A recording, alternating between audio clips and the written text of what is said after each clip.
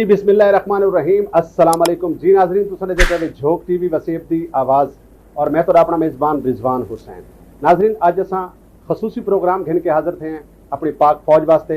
पाक फौज दे उन्हां शहीद नौजवानों वास्ते कि जिन्हां दी वजह करके साडा मुल्क है और मुल्क दे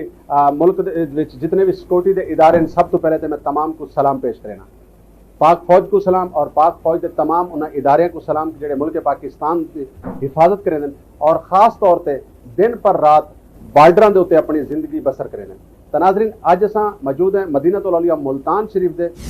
शोबिज़ के लोगों गुफ्तगू करेसूँ, आर्टिस्टों के गुफ्तगू करेसूँ, डायरेक्टरों के गुफ्तगू करेसूँ और इन टाइम मैं मौजूद हाँ जी नाजरीन असां अपने पाक फौज के शहीदों को सलाम पेश करें और पाक फौज को सलाम पेश करें हैं कि जिन्होंने हमेशा तो अपनी जान को तली ते रख के मुल्क पाकिस्तान की हिफाजत की थी और इन हवाले के नाल मुल्तान के आर्टिस्टों नाल गुफ्तगू करें कि क्या कहना उन्होंने जी। बहुत बहुत शुक्रिया आपका, बहुत शुक्रिया आप मुझे इस काबिल समझा कि मैं अपनी फ़ौज के बारे में नेक जज्बात का इजहार करूं। आप जानते हैं कि पाकिस्तान और हमारा पूरा मुल्क फ़ौज के बग़ैर अधूरा है, क्योंकि वो हमें सिक्योरिटी देते हैं